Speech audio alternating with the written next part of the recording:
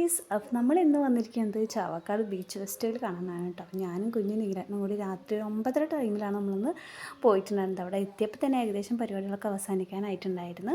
പിന്നെ ഇതുപോലത്തെ തന്നെ പടക്കങ്ങൾ, സാമ്പിൾ വെടിക്കെട്ട് പോലത്തെ ഉണ്ടായിരുന്നു. അതൊക്കെ കണ്ട് അതിന് ശേഷം ഞങ്ങൾ കണ്ട് അതിൻ്റെ ഉള്ളിലോട്ട് നടന്നു കേട്ടോ.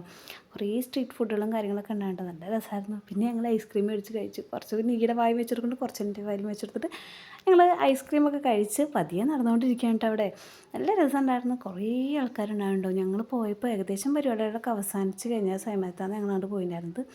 പിന്നെ രാത്രി കടപ്പുറത്തിരിക്കാൻ ഭയങ്കര രസമായിരുന്നു. ആ വെള്ളത്തിൽ കളിക്കാനൊക്കെ ആയിട്ട് നമ്മൾ കുഞ്ഞുമണിയാണെങ്കിൽ ഡ്രസ്സൊക്കെ ഊരിയിട്ട് ഓടി കളിക്കാൻ വേണ്ടി നിൽക്കായിരുന്നു കേട്ടോ.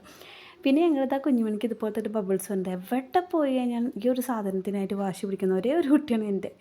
അങ്ങനെ അതൊക്കെ കഴിച്ച് പിന്നെ ഞങ്ങൾ മറ്റേ എന്താ പറയുക പാവ് ബജ്ജി ഒക്കെ ഉണ്ടായിരുന്നു കേട്ടോ അവിടെ. അപ്പോൾ അത് കഴിക്കാൻ വേണ്ടിയിട്ട് ഞങ്ങൾ ഒരെണ്ണം ഓർഡർ ചെയ്തു കേട്ടോ, പാവ് ബജ്ജി. അതുവരെ ഞാൻ കഴിച്ചിട്ടില്ല. സീരിയലിലൊക്കെ മീൻസ് ഹിന്ദി സീരിയലിലൊക്കെ ഈ പാവ് ബജ്ജിയൊക്കെ കഴിക്കണം കണ്ടിട്ടുണ്ട്. അപ്പോൾ അത് കണ്ടപ്പോൾ ഭയങ്കര ആഗ്രഹം ഉണ്ടായിരുന്നു പാവ് ബജ്ജി കഴിച്ച് നോക്കാനായിട്ട്. അപ്പോൾ അതൊന്ന് ടേസ്റ്റ് ചെയ്ത് നോക്കാൻ വിചാരിച്ച് ഒരെണ്ണം ഞങ്ങൾ മേടിച്ചു കേട്ടോ.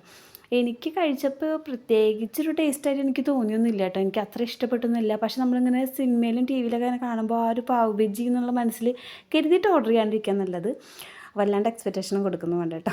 അത്രയ്ക്കുള്ള ടേസ്റ്റൊന്നുമില്ല. പിന്നെ ഞങ്ങളിത് അച്ഛനും മോളൊന്നും കുട്ടിയത് എൻ്റെ എൻ്റെ കാല് മൊത്തം ഈ മണ്ണിട്ട് മൂടി എന്തോ വൈരാഗ്യമുള്ളത് രണ്ട് പേരും കൂടി കാട്ടുന്നത്. അതൊക്കെ നല്ല രസമായിരുന്നു കേട്ടോ. അതൊക്കെ കഴിഞ്ഞ് ഞങ്ങളിത് അങ്ങോട്ടും ഇങ്ങോട്ടും മണ്ണ് വാരി കളിക്കായിരുന്നു കേട്ടോ. ഞങ്ങളുടെ ഈ ഒരു കളിയും ചിരിയൊക്കെ ആസ്വദിച്ചിരുന്നിട്ട് ഒരാളും കൂടി കാണുന്നുണ്ടായിരുന്നു. വേറെ ആരുമല്ല, നമ്മുടെ ചന്ദ്രേട്ടൻ. നല്ല രസമുണ്ടായിരുന്നു കേട്ടോ. അവിടെ ആ കടപ്പുറത്ത് നൈറ്റിൽ പോയിരിക്കാനും ഒരു പ്രത്യേക വൈബായിരുന്നു കേട്ടോ.